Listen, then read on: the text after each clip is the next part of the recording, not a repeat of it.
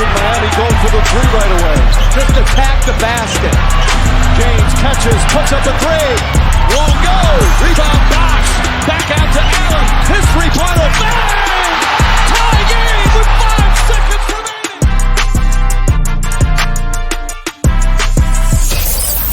Welcome to the Ultimate Super Coach and Fantasy Sports Show. You are now listening to the Insight Fantasy Sports Podcast.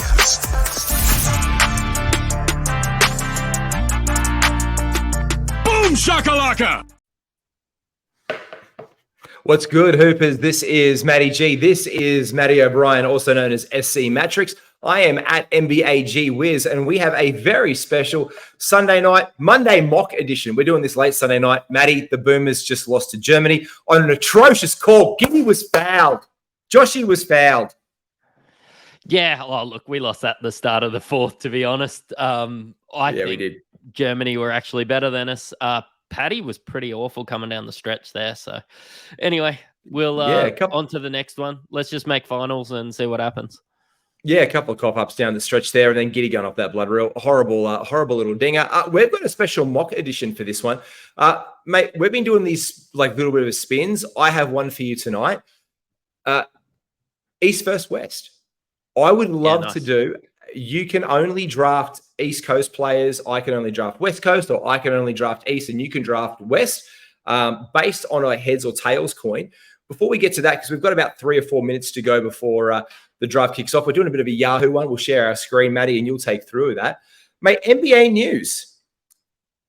PJ Washington, back to the Hornets. How do you think that puts the Hornets front court in stead for the 23-24 season? We've done that preview. It's time to reassess, not time to reassess.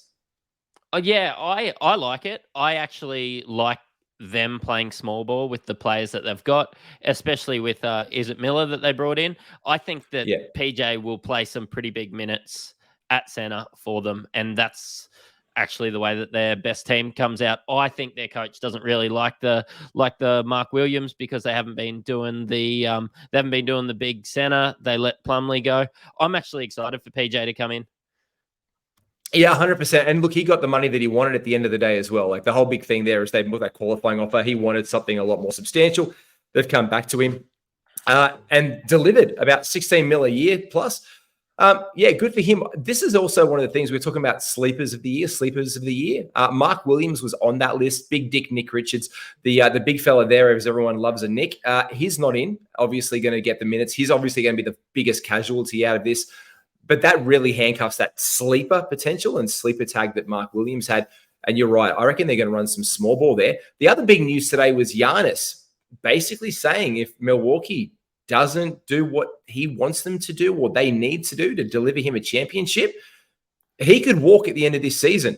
One of our mates, Phil, Unfiltered, on Twitter was going at me today going like, really, you think so? I think he could go. Do you think he would leave or not?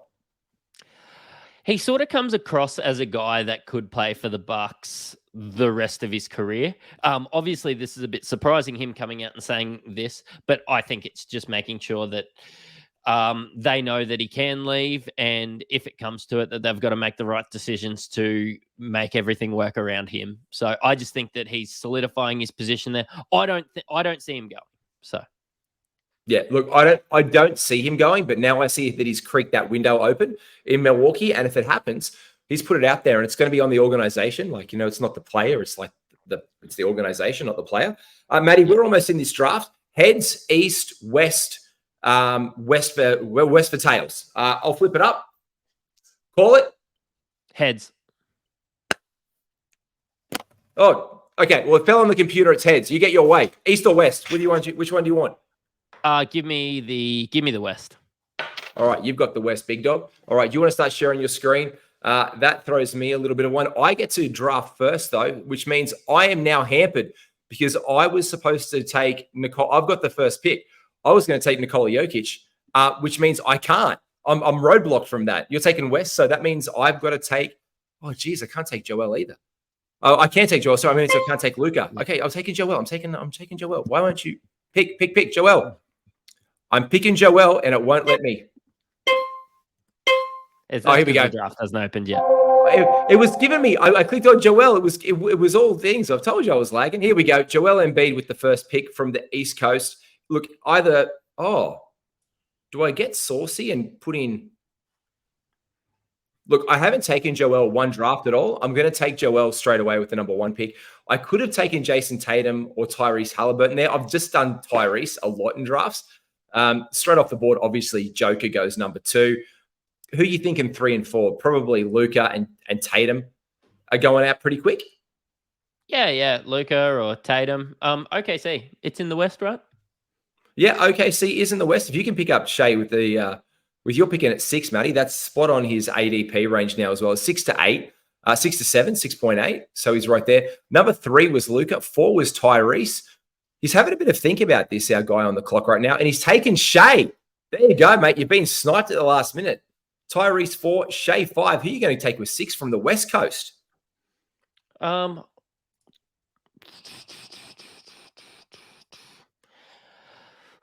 think it's going to have to be... this is a lot harder than I thought. I think it's going to have to be Anthony Davis. Oh, you're skipping right over some blokes. Yep. Look at that. Talk us through why not Steph Curry there? Why not Damian Lillard? Why not Kevin Durant? Yeah, look, I don't love it. I think that it's shoring up where I am. And, of course, a lot of the guys up the top were the East. I don't know if the opportunity's there for Kevin Durant. I know the opportunity's there for Anthony Davis. Steph Curry, I actually don't like him as a top 10 pick this year. So, I just think that they're just gonna manage his minutes. So, do you think that's like more the case now with old mate Chris Paul here? Yeah. I think that it's insurance and just making sure that they can rest, they can job share, and that they can be ready for another finals run. I won't be touching Curry at all. That's what I think of your take on that one, because you're the first person I've heard all year say that Steph Curry might not be a top 10 player in NBA fantasy this season. So I kind of like that. I like that you've zagged there, Matty. I like the zag. Yeah. Take us through. So we've obviously had Luka, Hallie, Shea, Anthony Davis. We've got Giannis Antetokounmpo. We've had Tatum and LaMelo Ball taken up until the 9th. They'll round us out with the 10th pick here. We are we've had Steph Curry taken at 10th. Yeah, and we're in a 12 team. We're in a 12 teamer, we should say as well. So obviously this is a 12 team mock draft, Matty. Yep. I'm a lot more comfortable taking Steph Curry after that 10, and he slid to 10th here. So, call it a spicy take, call it what you will. Steph Curry is going in and around that 10 in a lot of drafts. So, yeah, he really has fallen. Like it's the rise of the younger fellas is really starting to come through this year in fantasy, and you're just seeing it with some draft trends there. Obviously, Damian Lillard going there at number 11, and this is that interesting one where you can double up this guy Justin in our draft right now. Justin, if you're watching or listening. Let's see who you go. The turn. He's paired Kevin Durant. I've seen Kevin Durant paired a lot with Jaren Jackson Jr. or actually just with Kyrie. Bang, bang. How do you like to pair Kevin Durant, Matty? Look, I don't think you get any deficiencies with Kevin Durant. So realistically, you can go any way. I still think 13's a bit early for Jaren Jackson Jr. And I watch basically all their games. Probably I would go Kevin Durant, and he's gone Jaren Jackson Jr. I'd probably go Kevin Durant with Dono Mitchell there. So, yeah, Dono Mitchell's actually just sliding a little bit, and I actually like that a lot. I picked up Donovan Mitchell the other day with the 22nd pick, and if you go a first pick, and there's not a lot of points on the board with that one. So if you go on like a Tyrese, Matty, I don't know how I feel about it. I've just said like I want to get a guy who I can feel can put up 40 points and on or 50 points and go on like an absolute steamer. Yeah. Donovan Mitchell's one of those guys, isn't he? Yeah, 100%. Donovan Mitchell is a sensational player, and I think he's going a little bit under the radar.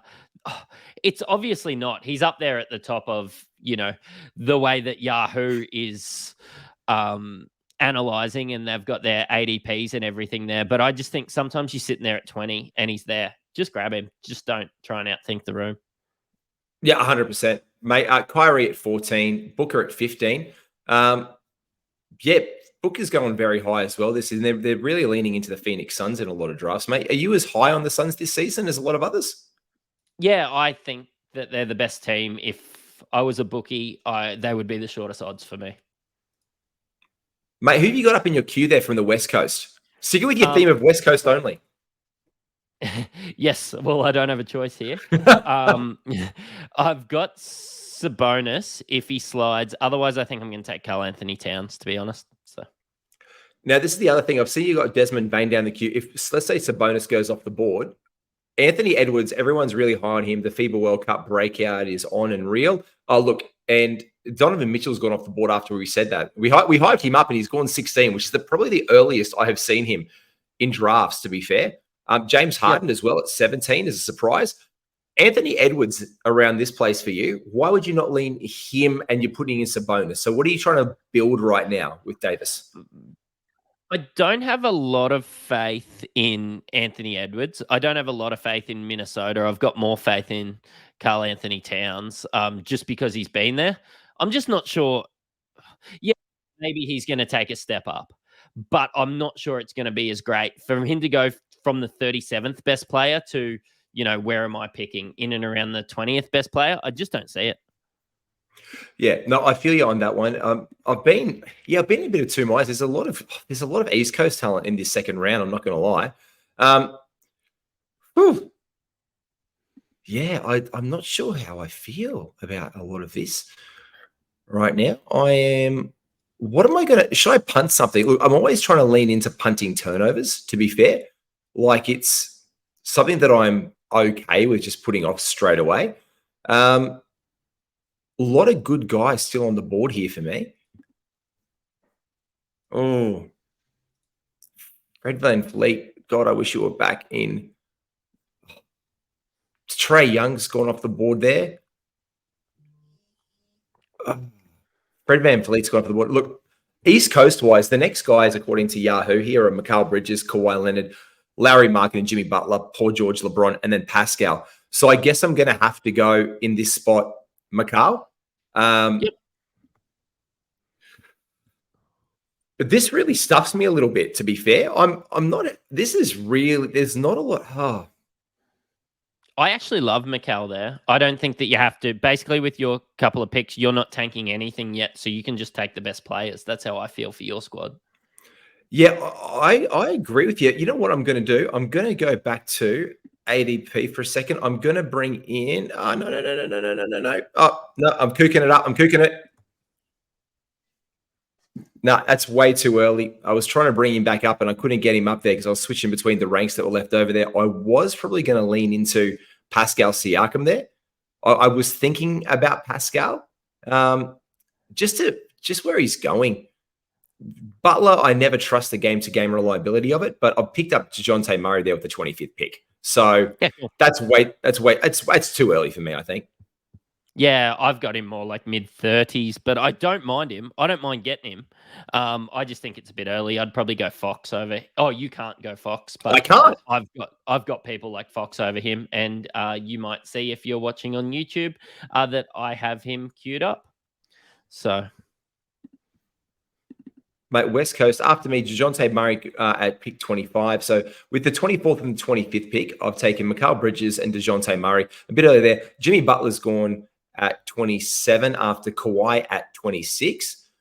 Big Joe is on the board. Darius Garland, interesting, 28. Someone who slipped a little bit right here, Matty, is Larry Markkinen.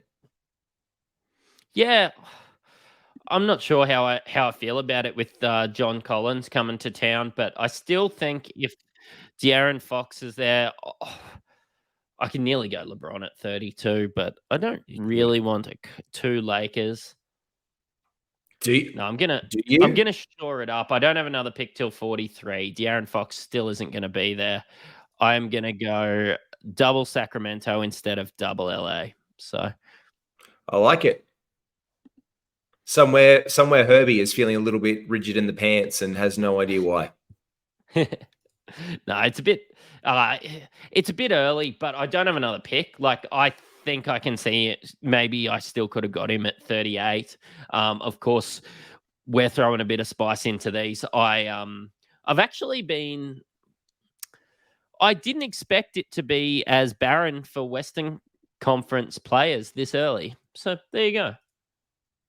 Yeah, it's funny. I've got other guys in the East. Like, I know we shouldn't mention, like, it's like that draft taboo. Like, you don't mention a guy before they're off the board. But I'm looking around. There's like guys like Victor Wembanyama, by the time he comes back to you, could be a little bit of sneaky value at 43. Yeah, obviously we were talking. This is actually something I want to ask you because we haven't been on a pod since we had this like discussion on the phone. Cash leagues versus mock drafts.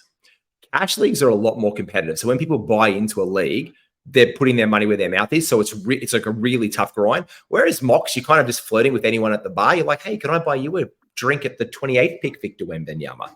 Yeah. Like, tell us about your theory on that, mate. Yeah, look, I think once people put their money to it, they're a little bit, I suppose, more serious. I still don't really find myself taking Victor Wembanyama with the 43rd pick. I would be taking him just outside of the 50. So if he's still there at 54, I'll take him. But there's not a lot of West Coast talent there either, so I might be forced into it. So, yeah, I think like when it comes to it, sometimes I think you kind of really do handicap yourself. Like straight away having the number one pick, and then having old mate Nikola Jokic go at it. Like it just almost feels like I feel bad for myself not being able to take someone who I want to take with that pick straight away. I can't believe this is the furthest I've seen Bam Adebayo fall. This is actually he's really slipped. I still can't take him, so that's great for me. Good for me.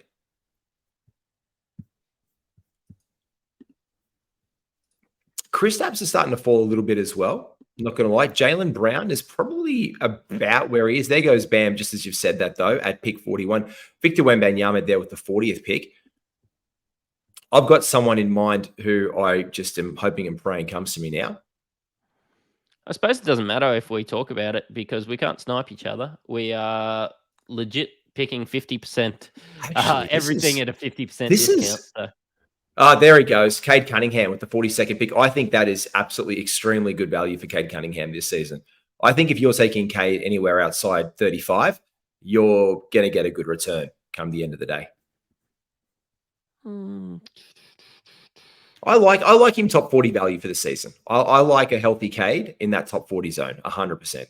I think he could be a top 25 player outside of that.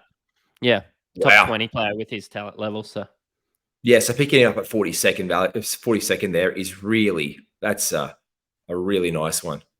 And then I've taken Brandon Ingram. I didn't have a lot of West Coast talent around. I had Şengün, I had Victor Wembanyama. I think Brandon Ingram's a safe one. I don't think he's really, unless he gets injured, I think I'm just going to know what I'm going to get from him. It's actually interesting that Yahoo have him shooting guard, small forward, power forward. Yeah, I'll probably be, that's massive jewels in this format. But yeah, I'd say most they sort of have him small forward, power forward. Lets me slide around and gives me a lot more flexibility later on in the draft. So, yeah, look, I'm back up on the board here, and I'm looking around this zone now. I've got the turn, so I'm looking to probably.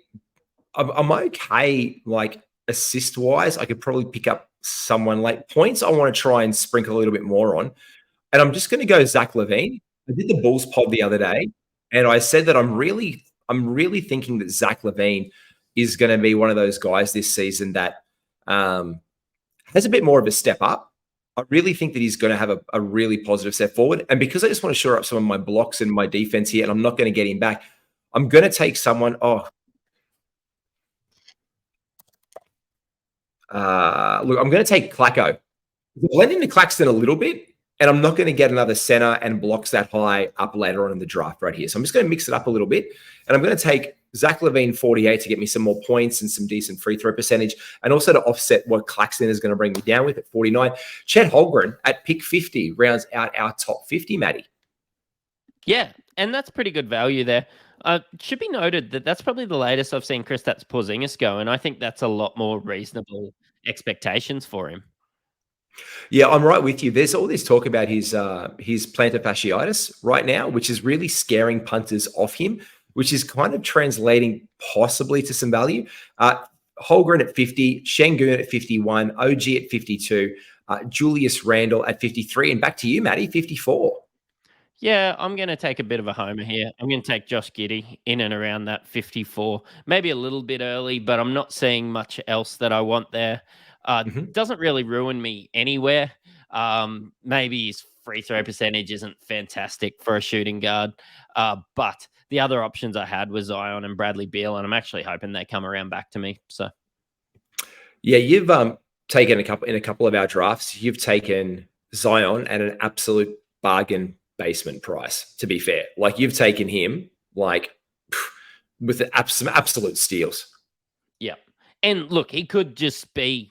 This could be what he is. He could just be injured, but at in and around that 60, like my next pick's at 67. That's a risk I'm willing to take for a guy that I see as a generational talent when healthy.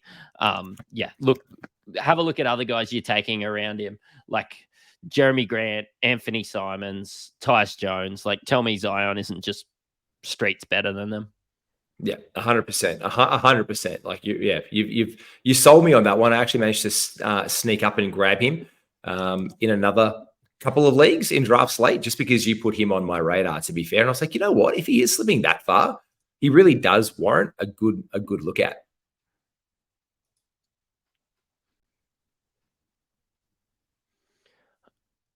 Ooh, take us through, Matty. So we've got Zion gone at 60, Ja Morant gone at 61, Scotty Barnes gone at 62, Jalen Williams, who I was eyeing off at 63, and Franz Wagner at 64. Trying to find some talent in here. I'm starting to look at a couple Washington guys. Maybe. Wait, Washington's not in the West for starters. No, it's not. I was going to say, wait a minute. You can't take any of my Washington guys. Oh, hold on. Have a look at who's there. Spurs guys, then. Whew. Jeez. Oh, there's one that's standing like dog's balls for me for you right now. Yeah, is it Rudy Gobert? Because he's ruining my free throw percentage. Something chronic. He is. He did hit a 3-pointer in FIBA. Like, come on. He's extending his range. There goes Cam Johnson. Fuck me sideways. 66 pick. I was actually keen on that one. I still think that's too early for Cam Johnson. I think you dodged a bullet there. Yeah, good. But at 73, I'm not going to get him back in the hundreds. So, my next pick after 73, when you got one of those turns, is 96 and 97. So he's kind of gone off the board for me by then. Do I lean into block? I've taken Rudy Gobert there. So, like, I've got Anthony Davis, Domantas Sabonis, and Rudy Gobert. I don't see myself getting beaten in too many teams in rebounders as long as I pick up a couple of bench guys there. I've got Fox. I've got Giddey. I've shored up some assists. I've shored up some rebounds. I've sort of ruined my free throw percentage a little bit with Giddey and Gobert. I might start to lean into that a little bit later. But realistically, I like the way my team's rounding out. Yeah, I actually really, really like your team. I actually think my team right now is going into a steaming pile of dog's balls, and I have kept on getting my queue absolutely eviscerated from guys like Tyrese Maxey and who I was looking at up there. I am probably going to have to do a...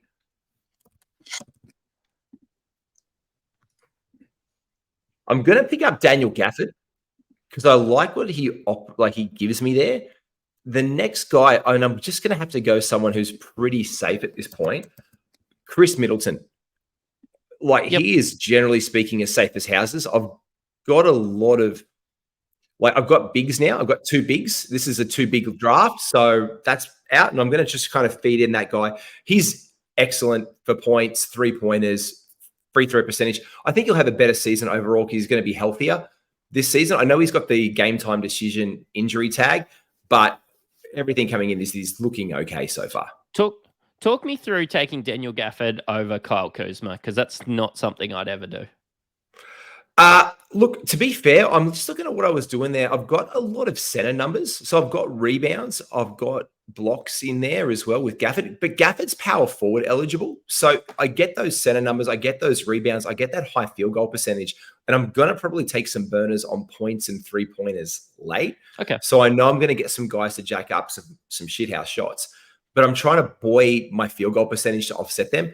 I don't know if I've offset my free throw percentage enough yet.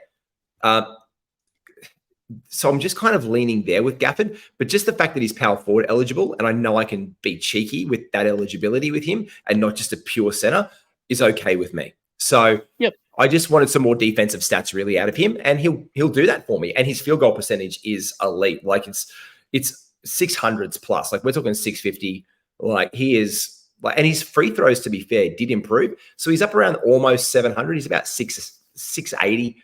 So that'll do me there, mate. Yeah, cool. No, that's fair. After Chris Middleton, Derek White got taken, Markel Fultz, Paolo Banchero. I think that's a steal this late in the draft. Jalen Green, and I am going to be taking CJ McCollum. Look, at the 80th pick, we know what we're going to get from CJ. He's given it year after year.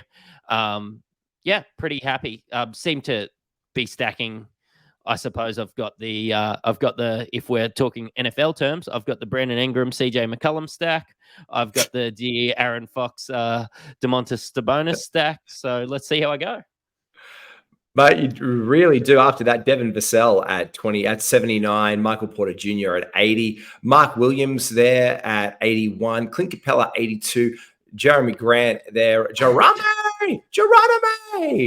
He's flown off at 83. Anthony Simons, 84. Buddy Hield, 85. Mitch Robinson, 86. Marcus Smart. Wow, these have flown by, mate. Marcus Smart with the 87th. I was hoping he'd still be sitting there at 91. I might be forced into taking Trey Jones at this stage heading in. I'm just going to take another guard. I think that there's some really good value for once with centers really late in the drafts. I will be able to take Jonas. I'll be able to take Steven Adams. Due to being in the West, I won't be able to take Yusuf Nurkic or Wendell Carter Jr., which is still sitting there. But yeah, I still see a bit of value there. So I'm going to take Trey Jones with the 91st pick. I think it's a little bit early, but where else do I find assists this late in a draft? And I'm not seeing it anywhere else. Yeah, no, I'm right there with you. And a couple of guys you've even mentioned right there with after him, Kyle Kuzma just went up the 92nd. And I know you were telling me to take him before Gafford before. 92nd for Kuz this season, I think is an absolute. Justine has taken, I think, one of the steals of this draft so far. Austin Reeves, the 93rd pick in this one, almost back to me right now. I'm looking at my draft. There's someone who I want to discuss, and you touched on it earlier. But I'm going to take another super safe one. And it's right at his draft position pretty much.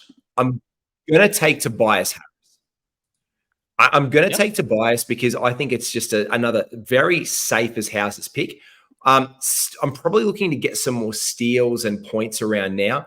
So I'm probably going to look for someone like, oh, you know what? That's putting on my radar.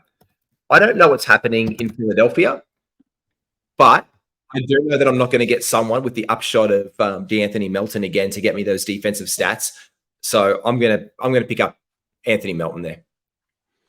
Yeah, do you think he's a massive beneficiary if Harden doesn't keep playing there? Unless he's included in some trade package, absolutely. Look, Tyrese Maxey, I think, is the absolute biggest beneficiary of that, as well as Joel. Like, Joel's going to have to do so much heavy lifting. That's kind of why I was okay taking him number one as well. So if Joel has to have the kind of season that Joel needs to lift the Philadelphia 76ers to whatever aspirations they have, but then again, he's a shutdown candidate. Like, I think he's also like a risk for that this year. So I'm like, if I get the number one pick, I am never taking Joel Embiid this year, because if that goes sideways in Philly, a trade or him being shut down, it's so on the cards for me. But I think guys like DeAnthony Melton, who are just those guys who get out there and play basketball, who love to play the game, who get invested in their teams, I think he's one of those kind of guys that can return me some value at the end of the day. Yeah, excellent. After Melton went Robert Williams III, Jabari Smith Jr. went a bit early for me. Wiggins, Dre, and I took John Collins with the 102nd pick. I think he's really good value. around that point. He's not somebody that I would go taken with the 80th pick, but I think, just a couple of years ago, he was a top 40 guy. Atlanta tried to turn him into a stretch 4 once they started getting new coaches in. That's not what he is. He's better when he's closer to the basket, and I wouldn't be surprised if I saw him have a bigger and better year than Walker Kessler. Ooh, that is another one of those absolutely hot takes for the day. I like that. I just think he's better. You think he's better? Yeah. Look, what round we? I know he's actually. I know he's better, but it just depends if they want to win games or not as to how much John Collins plays. Yeah, look, I think he's been a much more line member of the Atlanta Hawks for a couple of seasons. We have to remember this was a guy who was almost doing double things. You know what I mean? Like he was an absolute steal. And a lot of these guys you were talking about before, by the way, are starting to come off the board. 114th, Joseph Nurkic, you said centers late. Kevin Porter Jr., 113th. Trey Murphy, 112. Zubac, 111. Jalen Duren, 110. Russell Westbrook, 109. Valanciunas, 108. Klay Thompson, 107. Shaedon Sharpe at 106. And Okongwu, 105. Keldon Johnson, 104. And Scoot at 103. Matty, it's you. I'm just going to go safe. I'm just going to take Aaron Gordon there with the 115th pick. I don't really think that he has the upside to be any better than 115 throughout the year, but I think he's just going to do as advertised and just be a nice fit for my team. I think I'm going to take I think I took some risks earlier. I don't think I need to take the risk with the 115th pick. Jesus, Mother Mary and Joseph. Look, McDaniels went at 119. Gary Trent Jr., I was looking at him there. Yeah, he's just gone off the menu for me. But there is one guy I am really keen on. At the 120th pick, welcome to your new home of triple eligibility, Bruce Brown. He is point guard, shooting guard, small forward eligible. So he fills so many ways for me. It's ridiculous. I'm thinking I have 2 guys right now. I'm going to go in because I've said I believe in him. Yep. I'm going to take Josh Hart. You and I both spoke the day that Josh Hart contract got re-signed, and we were going to bump him up. I like him at 121. Yeah, and think about how many rebounds he gets out of position. That's absolutely lovely. Whew. My board has just been cleaned out, and I am going to be taking Rashawn Holmes with the 126th pick. He sits around there a little bit later. I think I probably nearly could have got him at 139, but I needed a center, and he wasn't going to. If he went missing, I was going to be taking, probably Kevon Looney. That was the best I was going to get if he was gone, being in the West. Mate, legitimately, I saw him drafted in the last round the other day. People are absolutely sleeping on Rashawn Holmes. Now, that being said, of course, we're sleeping on Rashawn Holmes. We haven't seen him play like a fucking spit right now. We haven't seen him play at all in a Mavericks uniform. But we've got to remember this was an absolutely, I won't say dominant, but this was an absolute upside guy a couple of seasons ago in fantasy. And then the whole regime change happened in Sacramento. Sabonis came in and stuff was happening around there. And he's just never seen the same return, has he? No, he hasn't. But I think he'll get the opportunity again this year. I think he's the best center on that team. Let's just see what happens. Mate, talk us through the picks up to yours. So we've gone Rashawn Holmes, RJ Barrett. We have gone with Jordan Clarkson, Keegan Murray, Kevin Huerta, Obi Toppin, Harrison Barnes, Sadiq Bey, Kyle Anderson, Isaiah Stewart, Ben Simmons with the 136th pick. I'm struggling a little bit. I'm thinking maybe somebody from the Rockets, maybe Armin Thompson. Tara Eason still around? Is Tara Eason still around? Yeah, I think Armin Thompson's a little bit better than Tari Eason. I'm not sure. They took him with such an early pick. I know it's a dart throw either way. Bugger it. I'm gonna get a bit of a homer. I'm gonna get Jeremy Sohan. Oh, you do love you. You are very high on the Spurs this season. Now I'm going to talk through this because I'm I'm almost on the board for my last 2 picks. And this guy is not being, one of the guys is not being drafted at all. And I'm going to just completely, Obi Toppin was taken earlier on. He was taken 131st. So he's in this second last round. Now, this is, if you've got the number 1 pick and you're in a Yahoo draft like this with 13 players deep, 14 players deep, you get the last 2 picks and you've got to know what you're going like upshot wise, because when you make your last one, you put yourself on the clock. So I'm kind of stalling here to do that. I'm taking 2 upshot picks at the very end of the draft. So I'm going to take Asua Thompson and I'm going to take Jalen Johnson straight away. The other option for me over in Atlanta was Sadiq Bey. Sadiq was taken off 133rd in this one as well. So I'm just looking for that spot to fill the John Collins gap that you mentioned earlier. So I'm going to lean into Jalen Johnson there with my last pick. And then Norm Powell with 146. Before that was Herb Jones, 143. Colin Sexton, 142. Gordon Hayward, I actually really like that right there at 141. Jaden Ivey, also a nice little shout there. I think off the ball, he could be really good this season at 140. Jeremy Sohan, as you said, at 139. It's coming back to you, Matty. I'm going to take Dylan Brooks, 150th pick. Look, if he ruins my percentages too badly, I can just drop him. Let's just see how he's going the first couple weeks. I just think maybe taking one of the Thompson twins. And I know that you took one of them, and they're probably going to get more opportunity where they are because they're not as focused on winning. I just think Dylan Brooks is going to be playing meaningful minutes to start the year. Yeah, no, I agree with you there. Like, they've paid him a lot of money at the end of the day. And money generally translates to giving guys an opportunity to be on the court, as not to like just offset your fan base entirely and fuck them over, to be fair. Yep. Yeah, 100%. Do you want to walk us through your team? I'll get it up on the screen if it allows me to. Yeah, let me bring it up on mine as well, and I can go. Here we go. My team. I think the first thing I think we should point out, Matty, is that when we did this whole East Coast versus West Coast thing in the back of my head, I'm like, this is going to be tough for a reason. Because it's going to be shit. Did Christian Wood just go without a team at the last pick in the draft? Oh, good on you.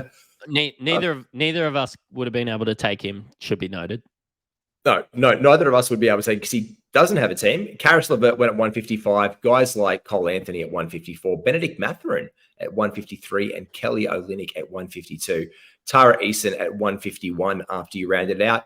And as I was saying, mate, I'll get back to that. Like, when we say East versus West, you in a draft, and I think this goes to the new people who are at home on their laptops, on their phones, trying to like get into fantasy. Do not expect in your team to have an all-star team.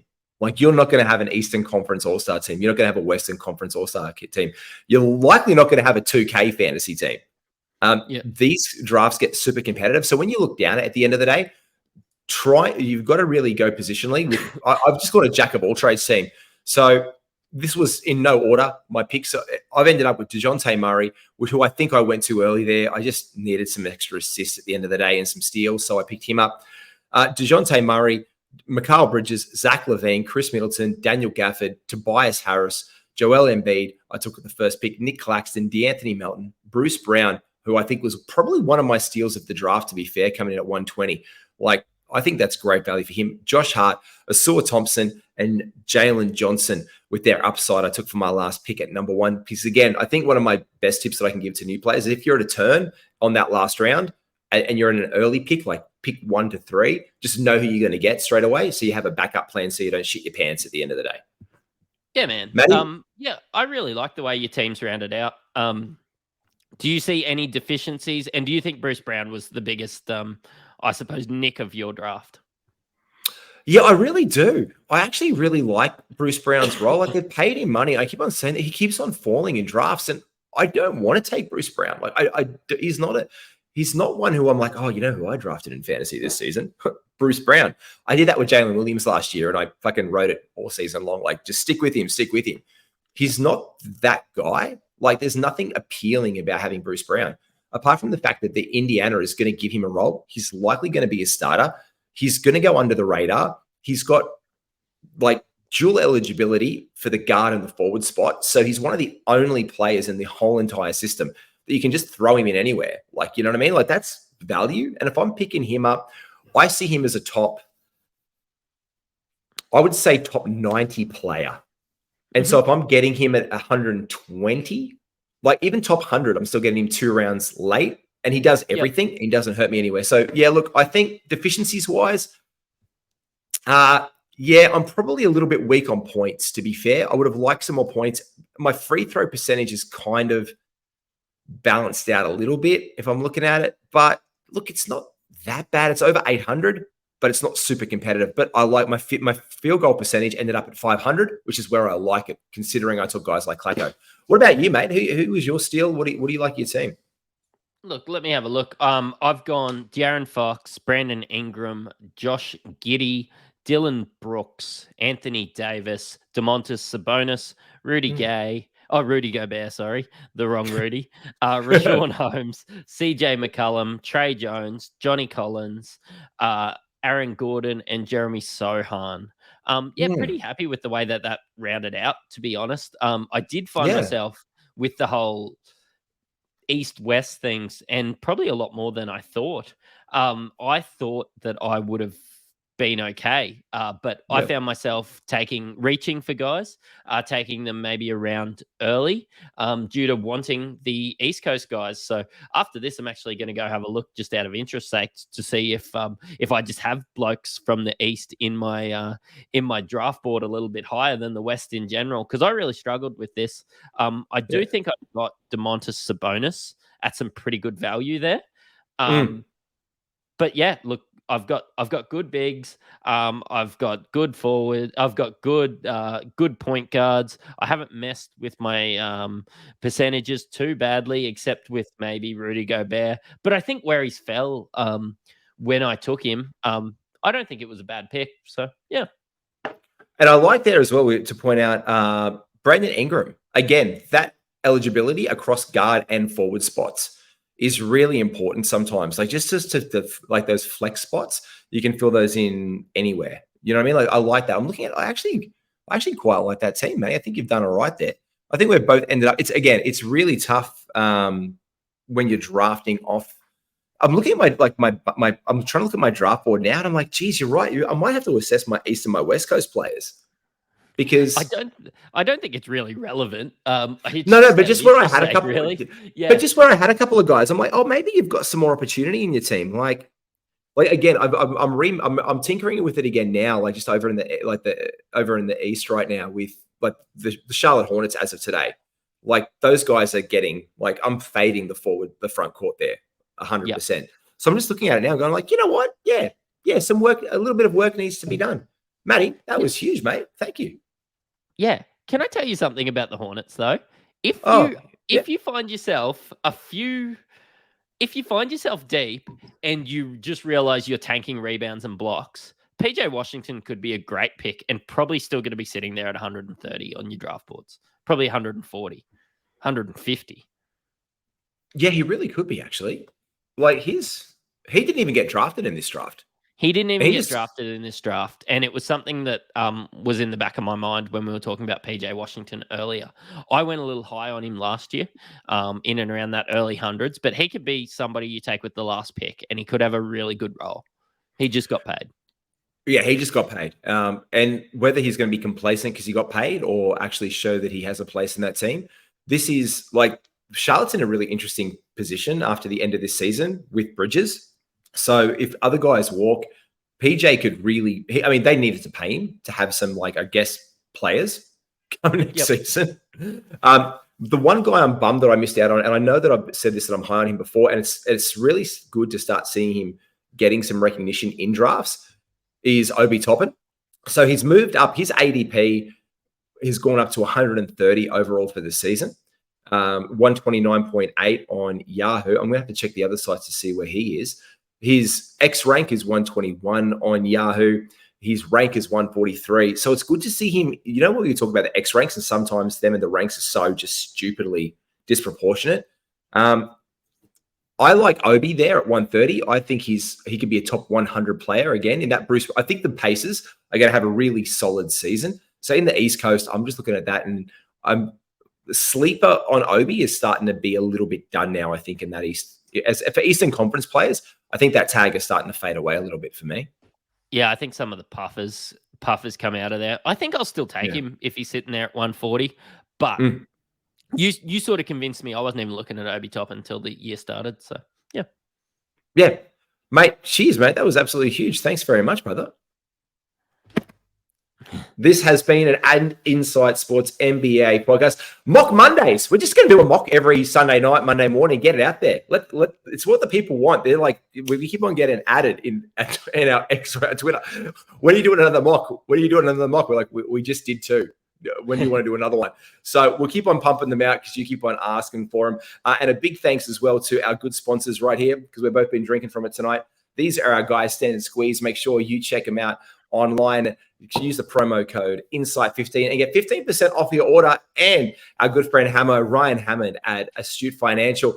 They're in Newstead, mate. Give their details. I know that you went for them for your like refinancing and all your home business. Mate, a guy you can, I guess in finance, you can't really say you trust many people, but you can trust him basically with your life and your house. Look, realistically, I was just having beers with him and I said, what do you do? And so he started explaining what he did. And I said, well, just give us a quote. Like, I've already got a home loan. Can you just give me a quote, see if you can save me some money? Like, honestly, he was going through me with my business and giving me some opportunity there. And he obligation-free quotes. So he come through, giving me a quote, come through and saves me money every week. So I was able to do an extension on my house, which I wasn't really looking to do. But yeah, that's right. Slide into our DMs. And we'll get you in touch with Hamo. Otherwise, give him a call or a message at 0431 766 784. And that's in Australia, because if you're internationally listening to us, you can't. And you wish you could have a guy like Hamo, especially if you're in America and it comes to do with banking. But if you're in Australia, go and check out our friend. Check out the website, give him a call or a text on 0431 766 784 and say that Insight sent you. And we're sending you some good vibes and vibrations. Ball out. Take care. We'll see you soon. Cheerio.